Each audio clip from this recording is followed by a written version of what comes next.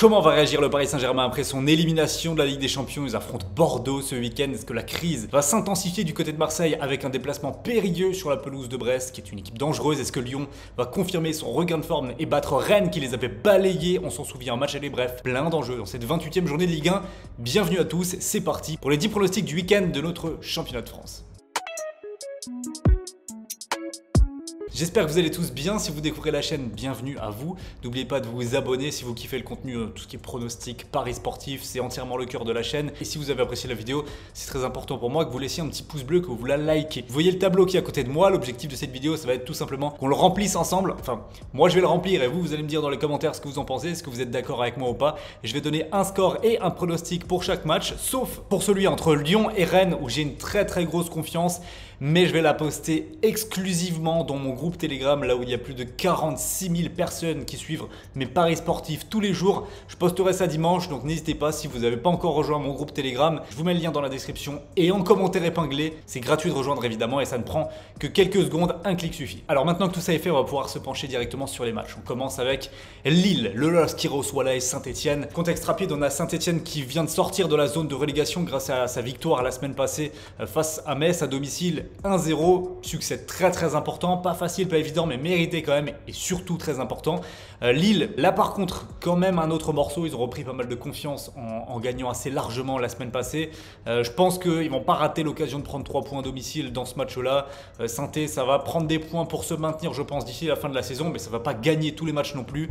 Je pense que ça va être trop limite pour eux ce week-end et je dirais 3-1 en faveur du LOSC. Mon pronostic, Lille gagne, cote à 1,67. Montpellier-Nice, ici, ça sent la victoire de l'OGC Nice qui est bien. Je pense qu'ils ont vraiment les capacités pour finir deuxième en fin de saison. J'ai parfois douté d'eux, j'ai été un petit peu dur parfois aussi avec les Niçois, mais je pense que c'était à raison. Mais là, déjà ils ont battu le Paris Saint-Germain, ils ont prouvé que dans l'adversité c'était quand même une bonne équipe, mais surtout très solide. Et je pense que la solidité c'est l'une des qualités principales qu'il faut avoir pour aller chercher un résultat à Montpellier. C'est jamais facile d'aller gagner là-bas, mais je pense que Nice en est capable. Je veux dire 2-1 en faveur des hommes de Galtier et pronostic qui est pas mal. Nice remboursé en cas de match nul, drone au bet, cote à 1,59. 3 Nantes. Je sens qu'il y aura une petite fin de série quand même pour les Nantais. Ils se sont qualifiés en finale de Coupe de France, excellent. Ils ont battu Montpellier la semaine passée à domicile, excellent également. Maintenant 3, ça joue son maintien. Il y a quand même eu des résultats favorables ces dernières semaines avec une victoire la semaine passée, il y a 2 semaines, un nul contre l'OM également. Donc 3 se donne de l'air, 3 se fait du bien. La victoire la semaine passée c'était à Bordeaux, donc un match importantissime. Je les vois libérés et je pense qu'ils sont capables de prendre un point face aux Canaries. Et mon pronostic, N1, 3 ou nul, cote à 1,50. Paris Saint-Germain, Bordeaux maintenant. Là on aborde un sujet épineux je pense pour les supporters parisiens qui vont regarder cette vidéo. Est-ce que vous en avez déjà quelque chose à foutre de ce match après l'élimination contre le Real? Franchement vous pouvez me répondre honnêtement, je sais que vous n'avez absolument rien à cirer. L'ambiance au parc ça va être quelque chose en termes de tension. Ça va être élevé, ça va être très élevé. Et Bordeaux, Bordeaux forcément on les attend pas, ils prennent pilule sur pilule, la Ligue 2 se rapproche semaine après semaine. Je pense même qu'il y a une certaine résignation de la part d'une partie des supporters girondins. C'est l'année là, c'est l'année pour la descente après surtout la défaite de la semaine passée 2-0 à domicile contre 3. Candidat direct pour le maintien, c'est un résultat qui est cataclysmique. Maintenant dans le chaos ambiant parisien, Bordeaux aura l'occasion de mettre des banderilles et j'ai l'impression que ça va être un match qui va être absolument lunaire. Il peut se passer tout et n'importe quoi. Paris peut gagner 8-0 et se venger de l'élimination contre le Real, ou alors craquer et perdre 2-1 parce que tout simplement ils y sont plus sur la fin de saison. Moi je vais faire un petit peu moitié-moitié avec ce raisonnement là, je vais dire 3 buts partout. Je pense vraiment que ça peut partir dans tous les sens. Bordeaux c'est quand même une équipe qui offensivement a des qualités pour marquer des buts, ils l'ont prouvé à de nombreuses reprises cette saison, mais derrière voilà, on le sait, c'est n'importe quoi. Et le pronostic ça va donc être plus de 3,5 buts qui est coté à 1,86. Metz-Lens, Metz c'est très compliqué, une seule victoire à domicile cette saison, c'est scandaleux. Lens à l'extérieur c'est irrégulier, c'est capable de tout, donc beaucoup de choses peuvent se passer dans ce match-là. Moi je vais partir quand même sur une victoire de Lens qui m'a bien plu la semaine passée malgré le fait qu'ils ont perdu contre Brest. Je pense qu'ils sont capables d'aller chercher ce succès à l'extérieur et mon pronostic je vais le sécuriser 1 ou 2, donc soit Metz, soit Lens gagne, pas de match nul en gros, cote à 1,30. Racing Club de Strasbourg, Monaco, là on a un choc énorme. Du haut du tableau, ça va définir les ambitions des deux équipes. Voilà, très simplement les ambitions des deux équipes sur la fin de saison. Est-ce que Strasbourg a moyen de se battre pour le top 4, 5, 6 9-10 de Ligue 1 ou est-ce qu'ils vont finir dans le ventre mou 8-9-10? Ce match-là est très important pour ça. Monaco, il faut gagner les matchs, il faut remonter au classement.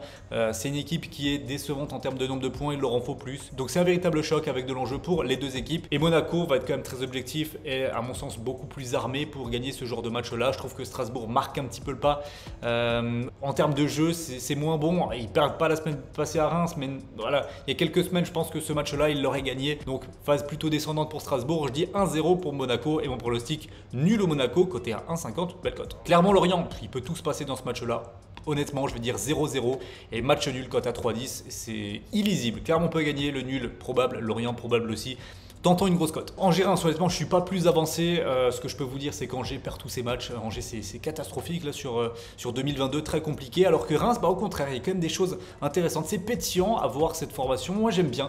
J'aime bien. Je vais les récompenser. Je vais donner la victoire 2-1 de Reims sur la pelouse d'Angers. Et mon pronostic, ce sera N2, donc Reims ou nul, très belle cote à 1,60. Le Lyon-Rennes, il sera en exclu sur Telegram et je pense que ça va être un match qui va valoir le détour. Deux équipes européennes. Lyon s'est imposé sur la pelouse de Porto. À l'heure où je tourne cette vidéo, je ne sais pas ce que Rennes a fait contre Leicester, mais en tout cas, on a deux équipes en forme, deux équipes qui proposent un beau football. Je pense que ça va être très très explosif.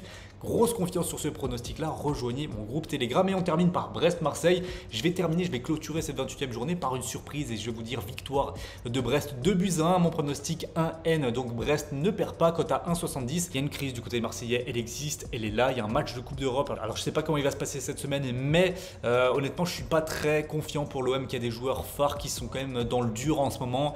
Conflit, Milik, Sampaoli qui s'en est même un petit peu pris au public. Il a dit qu'il n'avait pas besoin du soutien populaire pour gagner des matchs. Permets-moi quand même d'en douter, Sampaoli, surtout quand tu es à Marseille. Il y a un climat qui peut vite devenir pesant, donc attention. Il y a vraiment danger, je pense, pour l'OM dans cette fin de saison.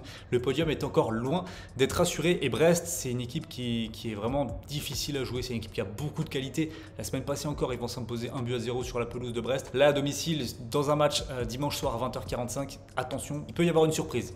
En tout cas, j'aurais prévenu. Voilà, donc l'intégralité de mes pronostics pour cette 28e journée de Ligue 1. N'hésitez pas à réagir dans les commentaires, à me dire ce que vous en pensez. Est-ce que vous êtes d'accord avec mes pronos ou pas? Et dans le cas contraire, dites-moi vos pronostics dans les commentaires. Et nous, on se retrouve très vite pour de nouvelles vidéos toujours sur le foot et les pronostics, puisque la Ligue des Champions continue la semaine prochaine. Donc évidemment, qui dit Ligue des Champions dit pronostics, dit paris sportif, et donc 10 vidéos. Merci à tous d'avoir été là, merci de votre fidélité, et nous on se dit à très vite, ici sur YouTube ou Telegram. Ciao!